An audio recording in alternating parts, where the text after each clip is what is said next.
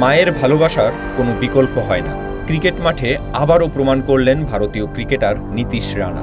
মাকে স্মরণ করে মাঠেই কাঁদলেন নীতিশ রানা। 50 করলেন, ব্যাট উঁচু করলেন, আর প্রয়াত মাকে স্মরণ করে আকাশের দিকে হাত বাড়িয়ে কাঁদলেন। কিছুদিন আগেই 7ই আগস্ট মাকে হারিয়েছেন তিনি। বুকের ভেতর তখনও মায়ের শূন্যতা, চোখের সামনে বারবার ভেসে উঠছে প্রিয় মায়ের মুখ।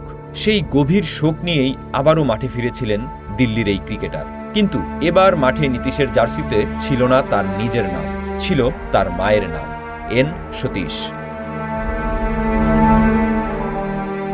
যেন প্রিয় মাকে সঙ্গে নিয়েই মাঠে নেমেছিলেন তিনি। ব্যাট হাতে মায়ের জন্য কিছু একটা করার অদম্য ইচ্ছা নিয়েই শুরু করেছিলেন ইনিংস। দিল্লি প্রিমিয়ার লিগে ওয়েস্ট দিল্লি লায়ন্সের হয়ে সাউথ দিল্লি সুপারস্টার্সের বিপক্ষে মাঠে নামেন নীতিশ। মাত্র 33 বলে 60 রানের ঝড়ো ইনিংসও খেলেন নীতিশ। কিন্তু হাফ সেঞ্চুরি পূর্ণ করার পরই বদলে যায় পুরো দৃশ্যপট। 4 মেরে হাফ সেঞ্চুরি করেই আকাশের দিকে তাকিয়ে থাকেন নীতিশ, যেন দূর আকাশের ওপারে থাকা মাকে খুঁজছিলেন।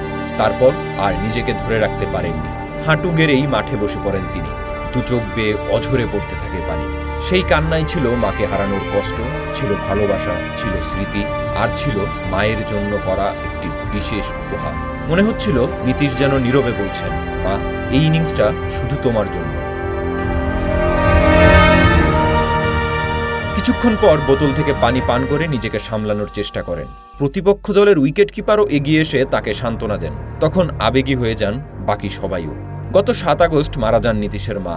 মাকে হারানোর সেই শোক নিয়েই মাঠে ফিরে এমন একটি ইনিংস খেললেন তিনি, যা হয়তো তিনি সারা জীবন মনে রাখবেন।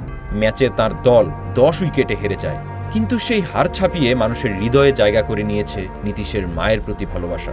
মা পৃথিবীতে না থাকলেও সন্তানের হৃদয়ে মা কখনো হারিয়ে যান না। নীতিশের এই ইনিংস হয়তো ক্রিকেটের খাতায় মাত্র 60 রান, কিন্তু একজন সন্তানের কাছে এই 60 রানই হয়তো তার মায়ের জন্য সবচেয়ে বড় ভালোবাসার উপহার।